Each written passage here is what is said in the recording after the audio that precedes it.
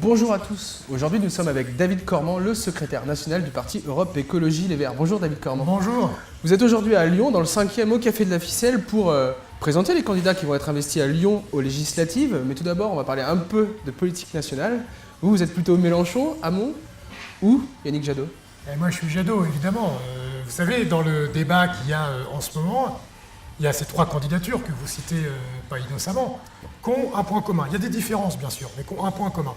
C'est celui de l'écologie. De dire, on ne peut pas continuer sur notre planète, dans notre pays, en Europe, de la même façon que ce que l'on fait depuis des décennies. Les vieilles recettes, on le voit, on le subit, elles échouent. Et donc ça, c'est intéressant. Et un petit peu dans le climat dans lequel on a un peu Jean-Luc Mélenchon, qui est le candidat des sondages, d'ailleurs ça bouge un petit peu. Il y a, c'est Benoît Hamon maintenant le candidat des sondages. On va voir, il y a Yannick Jadot, qui est le candidat du projet, parce que je pense que celui qui est le plus clair et plus cohérent depuis des années, sur l'écologie, sur ces grandes valeurs qui semblent trouver aujourd'hui un écho particulier pour une élection présidentielle. Je pense que c'est le candidat le plus solide. Et puis il y a le candidat qui, il ne faut pas le nier, et c'est une bonne chose, est en dynamique, et qui est Benoît Hamon. Il y a une élue locale qui est importante dans la région, qui est Michèle Rivasi, qui est eurodéputée et qui vient de la Drôme, qui, elle, dès le lendemain quasiment de l'élection de Benoît Hamon, a dit il faut un rassemblement de ces trois forces-là.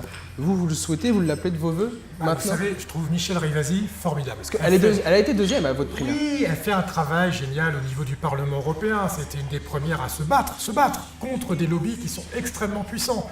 Sur des sujets qui, aujourd'hui, ont de plus en plus de cause, les perturbateurs endocriniens, le lobby... Dont a parlé Benoît Hamon. Absolument.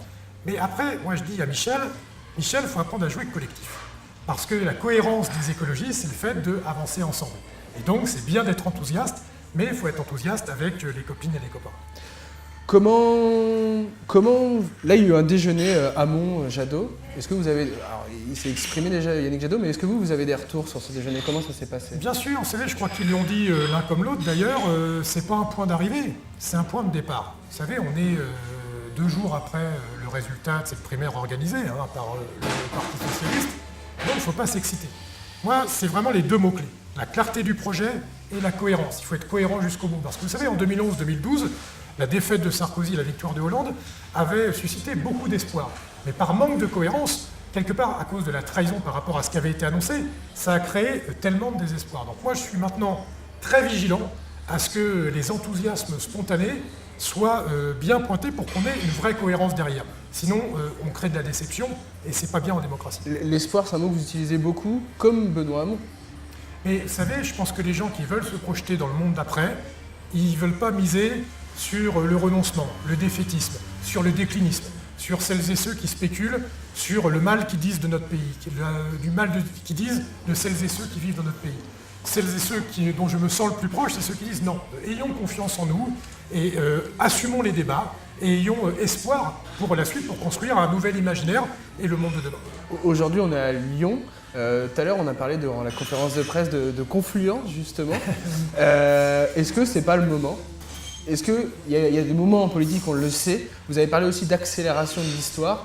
Est-ce que là, l'accélération de l'histoire ne crée pas un moment pour la confluence de toutes ces forces, on va dire progressistes de gauche, que certains appellent la gauche de la gauche, mais cette gauche traditionnelle? Vous avez raison, parce qu'il y a encore quelques mois, on nous annonçait que l'élection présidentielle 2017, ça serait le remake sombre, triste, du casting de 2012. Sarkozy, Hollande, Jean-Luc Mélenchon, Marine Le Pen, etc. Or, c'est pas du tout ça qui est en train de se passer. Au contraire, on redessine le paysage politique avec des offres politiques qui sont nouvelles. Et donc, de ce point de vue-là, moi, je trouve ça passionnant de réfléchir à comment on peut faire converger, à condition que ce soit clair et cohérent, pour offrir aux Françaises et aux Français une offre politique qui soit vraiment nouvelle. Certains vous taxent d'irréalisme. Qu'est-ce que vous répondez à ça? Vous savez, moi, c'est toujours curieux quand j'entends parler, quand on veut changer les choses, d'utopie, d'irréalisme. Moi, ce qui me paraît utopique, ce qui me paraît irréaliste, c'est de dire que le monde peut continuer tel qu'il est. Les inégalités, elles explosent. Aujourd'hui, 8 personnes au monde ont autant de richesses que la moitié de l'humanité. Ça ne peut pas continuer comme ça. Aujourd'hui, la biodiversité, elle disparaît. Ça ne peut pas continuer comme ça. Aujourd'hui, la pollution atmosphérique, la dégradation de notre environnement, elle s'accélère. Ça ne peut pas continuer comme ça. Donc moi, je suis du côté des réalistes, du vrai réalisme, ceux qui veulent transformer les sociétés dans le bon sens pour plus d'écologie, plus et mieux d'Europe, plus de démocratie et plus de solidarité. Là, comme on a dit tout à l'heure, vous avez investi 4 candidats à Lyon alors je vais les faire dans l'ordre, hein. Bertrand Artigny dans le premier, première circonscription, Rémy Zinc dans la deuxième, Fanny Dubos dans la troisième et Véronique Dubois-Bertrand dans la quatrième circonscription. Est-ce que ces candidatures ne vont pas se heurter à la logique d'appareil qui veut que certains vont parfois à la course au siège finalement et vont essayer d'aller avec le parti qui offrira leur plus de chances d'avoir un siège? Oui, mais vous savez, vraiment, c'est le monde d'hier. La course aux investitures d'appareils, tout ça est en train de s'effondrer. C'est un secrétaire national d'un parti politique qui vous le dit.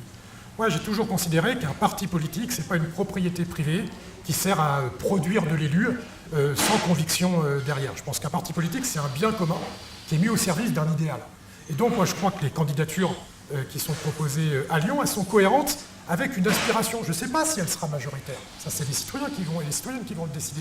Mais une aspiration nouvelle pour dire on veut ni de l'extrême droite, on veut ni de la vieille droite, on ne veut pas non plus du camp de l'accompagnement et du bilan de François Hollande. Ce sont les candidats macronistes, soutenus par le maire de Lyon. On veut autre chose, quelque chose de nouveau, qu'assume ces 4 piliers que je rappelais juste avant, et qui veulent inventer ce nouvel imaginaire. Donc moi, j'ai confiance en ces candidatures parce qu'elles sont encore une fois claires et cohérentes. Très bien, merci David Cormand. Merci à vous. Merci à vous d'avoir suivi l'autre direct. On était au Café de la Ficelle dans le 5e. Je remercie aussi Aurélien qui est à la technique aujourd'hui. On se retrouve demain pour une nouvelle émission.